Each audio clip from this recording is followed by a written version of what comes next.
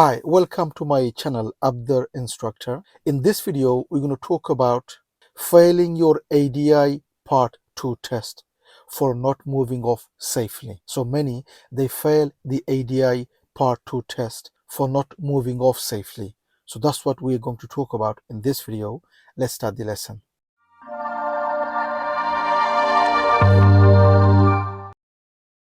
Okay, so ADI Part 2, not moving off safely. So let's start off by the classic, which is the blind spot, the most important as you're moving off. So say you are parked up on the left and you want to move off.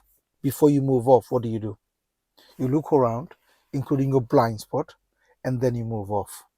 Where is the blind spot? I'm sure you know what the blind spot is. This one. So if you are moving off this way, what do? This blind spot. And if you're moving this way, it's this blind spot. So if you're parked up on the left, make sure you move off by checking this blind spot. And if you're parked up on the right, make sure you move off by checking the left blind spot. So checking the blind spot before moving off, it's a must. You have to check the blind spot before moving off. That's number one. Now next, maybe you've checked your blind spot. So you want to move off. You're parked up on the left. You want to move off. Okay, you've looked around, you looked at the blind spot. All done, all good.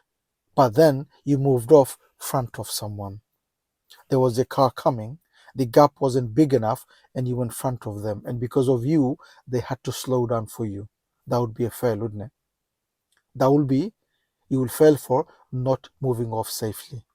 So before you move off, you have to make sure that you have the gap for you to move off. If there's a car coming, they have priority. If they slow down for you, stop for you, or change direction because of you, you will fail your test for that. So say you were parked up on the left, you looked around, looked at the blind spot, and there was a car coming. If the car is coming, you have to ask the question, if I go front of them and if I move off, will they need to slow down for me? Because if they do, you will fail your test for that. So you have to make sure that the gap is big enough for you to go. You can't just go front of someone. Always remember that if there is a car coming, which means they have priority. In that situation, because of you, if that car needs to slow down, stop, or change direction because of you, that would be a fail. So it's important you realize and you understand and you make sure that before you go front of someone, the gap is big enough for you to go. Make sure the gap is there for you to. So when you go, they don't need to slow down for you, stop for you, or change direction because of you. Okay? So that's number two.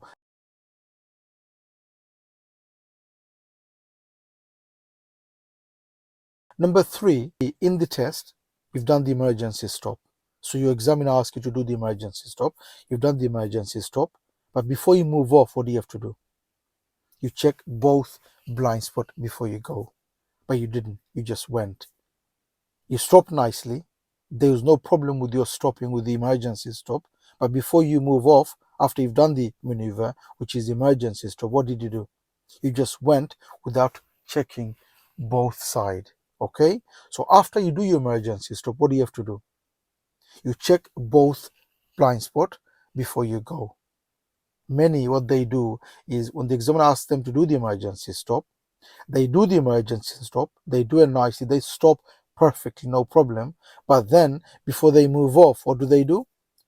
They don't move off safely. Why? Because they didn't check both sides before moving off. So after you've done the emergency stop, it is very important that you check both sides before you move off, making sure it is safe for you to go. If there is a car, then you wait and see what they do. No signal, you just wait. If they need to go past, let them go past. If they don't go past, you've seen it, they're not going, just both blind spot and then you go. So it is important that you check all around if there's somebody there. Because obviously the examiner is going to ask you to stop if there's somebody there anyway in the first place. So when he or she asks you to stop by saying stop, ask you to stop, before they do that, they will make sure there's nobody there behind. They will make sure it's safe for you to do the emergency stop. Once you've done the emergency stop, then there could be a car coming. This is after you've done the emergency stop. So before you go, you need to make sure there's nobody there. If there is somebody there, wait and see what they do. If they've got this space, they're going to go. If they don't go, just both blind spot, no signal, you just go. So that's for emergency stop. Next is stopping on the right. The examiner probably will ask you to stop somewhere safe on the right, reverse and move off. That's one of the maneuver. Okay, so you stop on the right hand side, then they're going to ask you to reverse 2 car back, and then they're going to ask you to move off, go to your normal driving position. Now before you move off, many they don't move off safely because you are on the other side of the road, which is the right hand side. Before you move off, you have to make sure there's no car coming from there, there's no car coming from there, because both has priority over you. You have to make sure before you come to your normal driving position, from there to there, you need to make sure no one coming from there, no one coming from there. Many, what they do is they check, but then there could be a car coming. If there is a car coming, you have to make sure the gap is there for you to go. You can't just go front of them. Like I said earlier, if they got the priority, and if they slow down for you, stop for you, or change direction because of you, that would be a fail because they've got the priority. So you're parked up on the right. Before you move off or move out, go to your normal driving position, make sure it is safe for you to go. Sometimes there could be a car in front, and because of that, the view could be restricted. Now here, as you can see, you are parked up on the right hand side. Maybe you've done the maneuver, which is stopping on the right and reverse. Now you need to move off and go to your normal driving position, which is on the left. Now because of this red car, your view is now restricted for you to move to your normal driving position.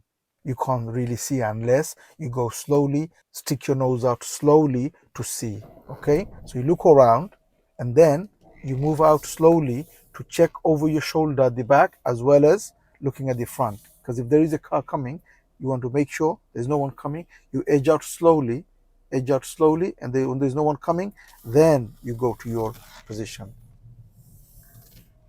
So that's what you do when you move out.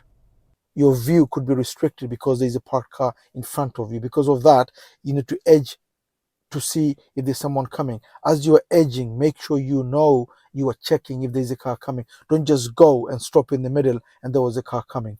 Edge forward slowly to see if there's a car coming. If there is, just stop, let them go. If they don't go, wait for you. You know they are stopping. Make sure it's safe. Check again, and then you go. Okay? So these are the reasons many failing the ADI Part 2 for not moving off safely. So be aware of those situations. So when you go to your ADI Part 2 test, you don't fail on those situations, on those reasons. If you need extra help on your ADI Part 2 test, don't forget to take the advantage of our online course for ADI Part 2. The course gives you everything you need for you to prepare, for you to train for your ADI Part 2. It has everything you need to prepare, to train for your ADI Part 2. It has over 30 videos in the course giving you everything you need for you to train, for you to become a better driver, for you to become a safer driver, for you to pass your ADI Part 2. The course has over 30 videos giving you everything you need. I will leave a link on the description for you to have a look. Have a look and see and read. If you like it, you could always join the course.